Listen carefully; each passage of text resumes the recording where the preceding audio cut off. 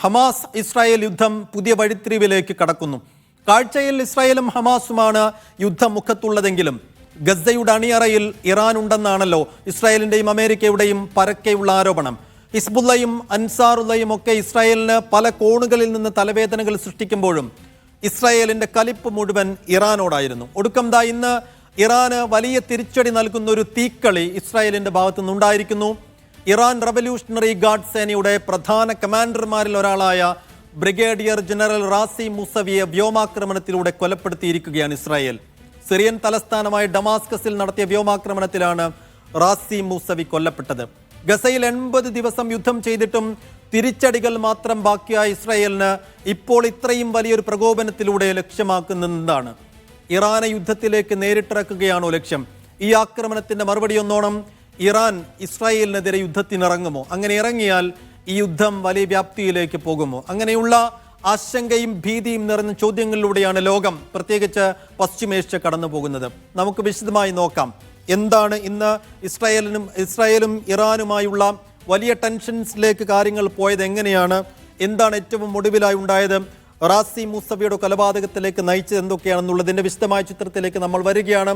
ഇറാനെതിരെ ഇസ്രായേലിന്റെ പടയൊരുക്കം. അപ്പോൾ നേരത്തെ സൂചിപ്പിച്ചതുപോലെ ഗസയിൽ തന്നെ വലിയ തിരിച്ചടികൾ നേരിട്ടുകൊണ്ടിരിക്കെ ഇറാനെതിരെ ഇത്രയും വലിയൊരു പ്രകോപനത്തിലേക്ക് ഇസ്രായേൽ ഒരുങ്ങുന്നത് എങ്ങനെയാണ്? അതിനുള്ള ധൈര്യം എങ്ങനെ ഉണ്ടായി? അതിൻ്റെ ഒരു പ്രത്യാഘാതങ്ങൾ എന്തൊക്കെയായിരിക്കും എന്നുള്ളത് ഉത്കണ്ഠയോടുകൂടി ലോകം ഉറ്റുനോക്കുന്ന നിമിഷങ്ങൾ കൂടിയാണ്. ബ്രിഗേഡിയർ ജനറൽ റാസി മൂസവിയെ കൊലപ്പെടുത്തിയിരിക്കുകയാണ് ഇസ്രായേൽ. ഡമാസ്കസിൽ നടത്തിയ വ്യോമാക്രമണത്തിൽ, അതായത് സിറിയയുടെ പരമാധികാരത്തെ ചോദ്യം ചെയ്തുകൊണ്ട് സിറിയയിലേക്ക് കടന്നു കയറിക്കൊണ്ട് നടത്തിയ വലിയ വ്യോമാക്രമണത്തിൽ ഇറാൻ റവല്യൂഷണറി ബ്രിഗേഡ് ഗാർഡ്സിന്റെ താവളത്തെ ആക്രമിച്ചതിലൂടെയാണ് മൂസവിയെ കൊലപ്പെടുത്തിയെന്നുള്ളത് കൂടി അറിയണം. ഇറാൻ സിറിയ സഖ്യസേനയുടെ തലവന്മാരിൽ ഒരാളാണ്. അതായത് 2011 മുതൽ സിറിയൻ പ്രസിഡന്റ് ബഷാറുൽ അസദിന് വേണ്ട എല്ലാ പിന്തുണയും നൽകുന്നത് ഇറാനാണ്. ആ നിലക്ക് അവിടെ ഇറാൻ റവല്യൂഷണറി ഗാർഡിന്റെയും സിറിയൻ സേനയുടെയും ഒരു സഖ്യസേന തന്നെ ഡമാസ്കസ് ആസ്ഥാനമായി സിറിയയിലുണ്ട്. ആ സഖ്യസേനയ്ക്ക് നേതൃത്വം നൽകുന്ന കമാൻഡർമാരിൽ പ്രധാനി കൂടിയാണ് റാസി മൂസവി. അപ്പോൾ റാസി മൂസവിയാണ് കൊലപ്പെടുത്തിയത്. 80 മുതൽ സിറിയയിലും ലെബനനും കേന്ദ്രീകരിച്ചാണ് റാസി മൂസവി പ്രവർത്തനം നടത്തിക്കൊണ്ടിരിക്കുന്നത്. അതായത് 1980 മുതൽ സിറിയയിലും ലെബനനിലുമായി ഈ സഖ്യസേനയ്ക്ക് അല്ലെങ്കിൽ ഇറാൻ റവല്യൂഷണറി ഗാർഡിന്റെ വിവിധ പ്രവർത്തനങ്ങളുമായി വ്യാപൃതനായ ഒരാൾ കൂടിയായിരുന്നു റാസി മൂസവി എന്നോർക്കുക. പ്രതിരോധ അച്ചുതണ്ടിന്റെ പ്രധാന കാര്യകർത്താവ് എന്ന് വെച്ചാൽ ഇസ്രായേലിനെതിരെ ഹമാസിന് എല്ലാ തരത്തിലുള്ള പിന്തുണയും നൽകിക്കൊണ്ട് ഇറാന്റെ നേതൃത്വത്തിൽ ഒരു പ്രതിരോധ അച്ചുതണ്ട് പ്രവർത്തിക്കുന്നുണ്ട് എന്നാണ് ഇസ്രായേലിന്റെയും അമേരിക്കയുടെയും പരക്കെയുള്ള ആരോപണം. അപ്പോൾ ആ അച്ചുതണ്ടിന്റെ പ്രധാന കാര്യകർത്താവ്, ആ അച്ചുതണ്ടിനെ എഫക്റ്റീവായി നിലനിർത്തുന്നതിൽ പ്രധാന റോൾ പങ്കുവഹിക്കുന്ന ഒരാൾ കൂടിയാണ് റാസി മൂസവി എന്ന് ഇസ്രായേൽ ഇതുവരെ ആരോപിച്ചിരുന്നതാണ്. ആ റാസി മൂസവിയാണ് കൊലപ്പെടുത്തിയത്. ആയുധ കൈമാറ്റത്തിന് ചരട് വലിക്കുന്നയാൾ എന്ന് വെച്ചാൽ ഇസ്രായേലിന്റെയും അമേരിക്കയുടെയും ആരോപണം അനുസരിച്ച് ഹിസ്ബുള്ളക്ക് ആയുധം നൽകുന്നത് ഇറാനാണ്, ഹൂത്തികൾക്ക് ആയുധം നൽകുന്നത് ഇറാനാണ്. ഒടുക്കം ഹിസ്ബുള്ളക്കും അൻസാറുള്ളക്കും ഒക്കെ വഴി ഹമാസിനും ആയുധം നൽകുന്നത് ഇറാനാണ് എന്നുള്ളൊരു ആക്ഷേപം നിലവിൽ ഇസ്രായേലും അമേരിക്കയും ഉന്നയിക്കുന്നുണ്ട്. അപ്പോൾ ഈ ആയുധങ്ങളൊക്കെ വിതരണം ചെയ്യുന്ന പ്രക്രിയയിൽ പ്രധാനമായ പങ്ക് വഹിക്കുന്നത് റാസി മൂസവിയായിരുന്നു എന്നുള്ള ആരോപണം ഇതുവരെ ഇസ്രായേലും അമേരിക്കയും ആരോപിച്ചു പോന്നതാണ്. ഇതിനൊടുക്കമാണ് ഇപ്പോൾ അദ്ദേഹത്തെ കൊലപ്പെടുത്തിയത് എന്നുള്ളത് കൂടി കാണണം. പലതവണ ലക്ഷ്യം വെച്ചു, ഒടുക്കം വിജയിച്ചു. അതായത് റാസി മൂസവിയെ കൊലപ്പെടുത്താൻ പലതവണ ശ്രമിച്ചതാണ് ഇസ്രായേൽ, പല ഇടങ്ങളിൽ വെച്ച്. അതിപ്പോൾ ലബനനിൽ വെച്ചും സിറിയയുടെ പല ഭാഗങ്ങളിൽ വെച്ചും ഒക്കെ അതിന് ശ്രമിച്ചതാണ്. പലപ്പോഴായി റാസി മൂസവി രക്ഷപ്പെട്ടതാണ്. ഒടുക്കം ആ ലക്ഷ്യം നിറവേറ്റിയിരിക്കുന്നു ഇസ്രായേൽ എന്നുള്ളത് കൂടി കാണണം.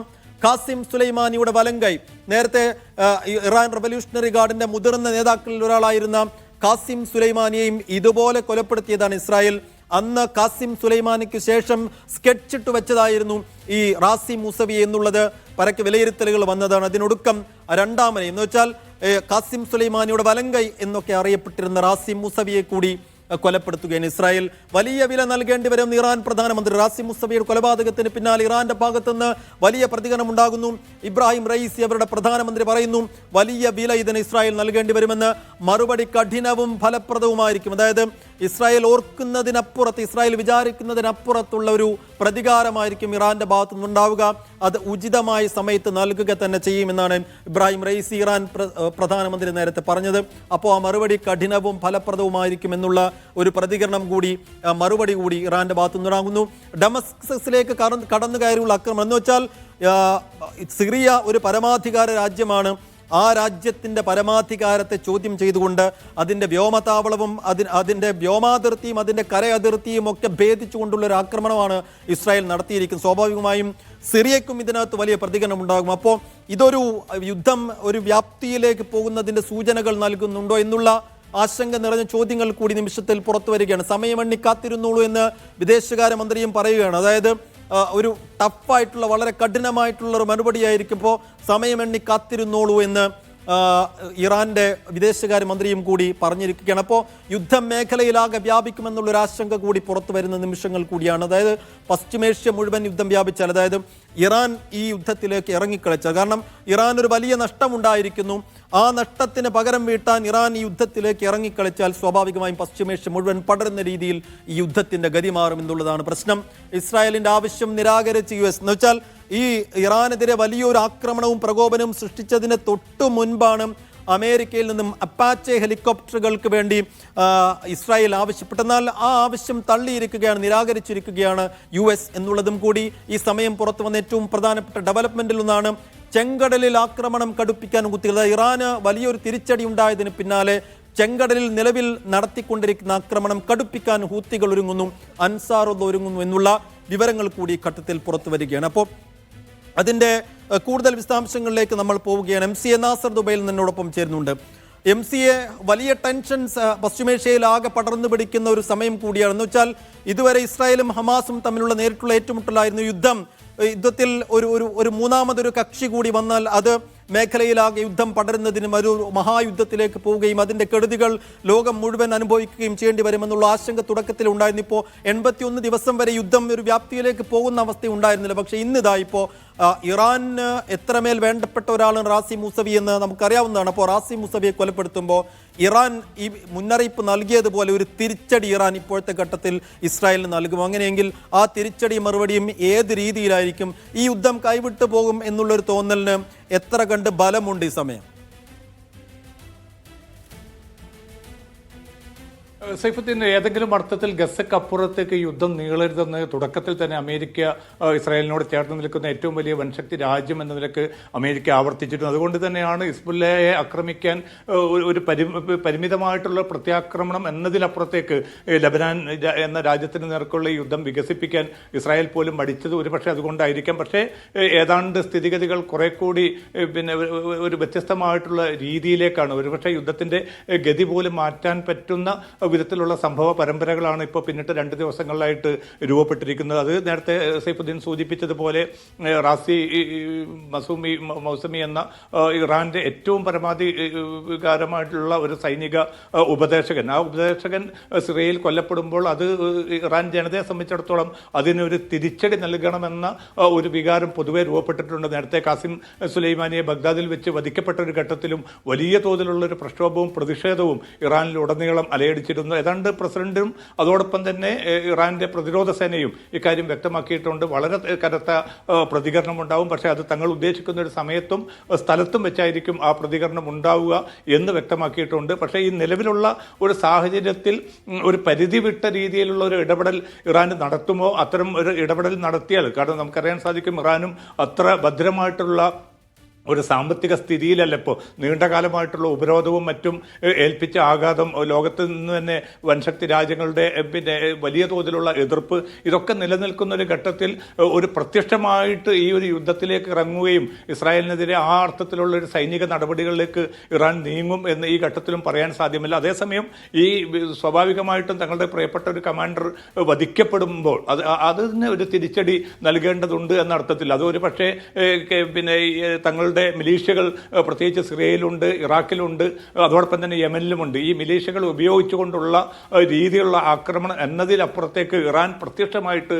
ഇതിൽ പിന്നെ രംഗത്തിറങ്ങി ഒരു യുദ്ധമുഖം സൃഷ്ടിക്കാനുള്ള സാധ്യത വളരെ വിരളമായിട്ടാണ് ഈ ഘട്ടത്തിൽ തോന്നുന്നത്. പക്ഷേ തുടർ നടപടികളൊക്കെയും പല ഘടകങ്ങളെയും ആശ്രയിച്ച് നിൽക്കുകയാണ്. ഏതായാലും 7 മേഖലകളിൽ നിന്ന് തങ്ങളിപ്പോൾ ശത്രുക്കളെ അഭിമുഖീകരിക്കുന്നുണ്ട് എന്ന് ഇസ്രായേൽ നേതൃത്വം തന്നെ ഇന്ന് വൈകിട്ട് വ്യക്തമാക്കുകയുണ്ടായി. അതിൽ പിന്നെ ഒരു ശത്രുവിനെതിരെ മാത്രമാണ് തങ്ങൾ ഇതുവരെ ആക്രമണം നടത്താത്തത്. മറ്റെല്ലാ മേഖലകളിലേക്കും ആക്രമണം നടത്തിയിട്ടുണ്ട്. അത് വെസ്റ്റ് ബാങ്ക് ഉൾപ്പെടെയുള്ള പ്രധാനമായിട്ടുള്ള കേന്ദ്രങ്ങളെ നിരത്തിക്കൊണ്ടാണ് സൈനിക നേതൃത്വത്തിന്റെ ഭാഗത്തു നിന്ന് ഈ ഒരു പ്രതികരണം ഉണ്ടായിരിക്കുന്നത്. അതുകൊണ്ട് തന്നെ ഇറാന്റെ അടുത്ത ചുവടുവെപ്പ് എന്ത് എന്നത് വളരെ വളരെ നിർണായകമായിരിക്കും. കാരണം തിരക്കിട്ട കൂടിയാലോചനകൾ നടക്കുന്നുണ്ട്. ഇപ്പോൾ 2 ദിവസം മുമ്പാണ് പുതുതായിട്ട് 2 ക്രൂയിസ് മിസൈലുകൾ ഇറാൻ വികസിപ്പിച്ചെടുക്കുകയും അത് അവതരിപ്പിക്കുകയും ചെയ്തത്. ഏറ്റവും പിന്നെ ആയിരക്കണക്കിന് കിലോമീറ്റർ ദൈർഘ്യത്തിൽ ചെന്നെത്താൻ ശേഷിയുള്ളത് കൂടിയാണ് ഈ ക്രൂയിസ് മിസൈലുകൾ. അപ്പം സൈനികമായിട്ട് നോക്കുമ്പോൾ 8 വർഷത്തോളം പിന്നെ അമേരിക്കയുടെയും മറ്റ് പല രാജ്യങ്ങളുടെയും പിന്തുണയുള്ള ഇറാഖിനെതിരെ പിന്നെ യുദ്ധം ചെയ്ത ഒരു പാരമ്പര്യം കൂടി ഇറാനുണ്ട്. അതുകൊണ്ട് സൈനികമായിട്ട് ഇറാൻ ഇപ്പോൾ പോലും പിന്നെ വളരെ ശക്തമായിട്ടുള്ള ഒരു സൈനിക രാജ്യം തന്നെയാണ്. പക്ഷേ ഏതെങ്കിലും അർത്ഥത്തിൽ നിലവിലുള്ള ഈ സാമ്പത്തിക പ്രതിസന്ധിയും ആഭ്യന്തരമായിട്ടുള്ള കുറേ സമ്മർദ്ദങ്ങളും അനുഭവിക്കുന്ന ഇറാൻ ഒരു പ്രത്യക്ഷത്തിൽ പിന്നെ അമേരിക്കക്കോ അല്ലെങ്കിൽ ഇസ്രായേലിനെതിരെ ഒരു യുദ്ധ മുഖം തുറക്കാനുള്ള സാധ്യത ഉണ്ടോ എന്ന ചോദ്യമാണ് ഈ ഘട്ടത്തിലും ഉയരുന്നത്. അങ്ങനെ വരികയാണെങ്കിൽ അത് സ്വാഭാവികമായിട്ടും ഈ പശ്ചിമേഷ്യ ഒന്നാകെ ബാധിക്കുന്ന ഒരു അവസ്ഥയിലേക്ക് തന്നെയായിരിക്കും പോവുക. അത് ഇല്ലാതാക്കാൻ ഒരുപക്ഷെ ഏറ്റവും കൂടുതൽ ശ്രമിക്കുന്നത് അമേരിക്ക ഉൾപ്പെടെയുള്ള രാജ്യങ്ങളായിരിക്കും ഈ ഒരു ഘട്ടത്തിൽ. അതുകൊണ്ട് ഗസയിൽ മാത്രം ഈ യുദ്ധം പരിമിതപ്പെടുത്തണമെന്ന് നിരന്തരമായിട്ട് ബൈഡൻ ഭരണകൂടം നെതന്യാഹുവിനോടും അതോടൊപ്പം തന്നെ സൈനിക നേതൃത്വത്തോടും ആവശ്യപ്പെടുന്നത് അവരുടെ പല താല്പര്യങ്ങളെയും ഇത് പ്രതികൂലമായിട്ട് ബാധിക്കും എന്നതുകൊണ്ട് തന്നെ ആയിരിക്കണം. സൈഫുദ്ദീൻ. ശരി, MCA സൂചിപ്പിച്ചതുപോലെ ഇറാന്റെ അടുത്ത നീക്കം എന്തായിരിക്കുമെന്ന് വലിയ ആശങ്കയോടുകൂടി പശ്ചിമേഷ്യയും ലോകവും ഉറ്റുനോക്കിക്കൊണ്ടിരിക്കുന്ന നിമിഷങ്ങൾ കൂടിയാണ്. ഇറാൻ വലിയ സൈനിക ശക്തിയാണ്, ആയുധ ശക്തിയാണ്. പക്ഷേ വലിയ സാമ്പത്തിക പ്രതിസന്ധി രാജ്യം നേരിടുന്നുണ്ട്, ആഭ്യന്തരമായ അസ്ഥിരത രാജ്യം നേരിടുന്നുണ്ട്. അതുകൊണ്ട് ഇപ്പോൾ ഇസ്രായേലിനെതിരെ നേരിട്ടുള്ള ഒരു ആക്രമണത്തിലേക്ക്, നേരിട്ടുള്ള ഒരു തിരിച്ചടി നൽകിക്കൊണ്ട് യുദ്ധത്തിലേക്ക് നേരിട്ടിറങ്ങുക എന്നുള്ള ഒരു സ്ട്രാറ്റജിക്കൽ ഒരു തന്ത്രത്തിലേക്ക് ഇറാൻ ഈ ഘട്ടത്തിൽ പോകാൻ സാധ്യതയില്ല എന്ന് വിലയിരുത്തപ്പെടുന്നുണ്ട്. പക്ഷേ തങ്ങളുടെ പ്രധാനപ്പെട്ട കമാൻഡർമാരിൽ സൈനിക ഉപദേഷ്ടാക്കളിൽ ഒരാളായ റാസിം മൂസവിയെ കൊലപ്പെടുത്തിയതിന് കൃത്യമായ രീതിയിൽ, അതായത് ഉചിതമായ സമയത്ത് പ്രതികാരം ചെയ്യുമെന്ന് പ്രധാനമന്ത്രി ഇബ്രാഹിം റയീസി പറയുമ്പോൾ അത് ഏത് സമയമായിരിക്കും എന്നുള്ളതാണ് ലോകവും ആകാംക്ഷയോടെ ഉറ്റുനോക്കുന്നത്.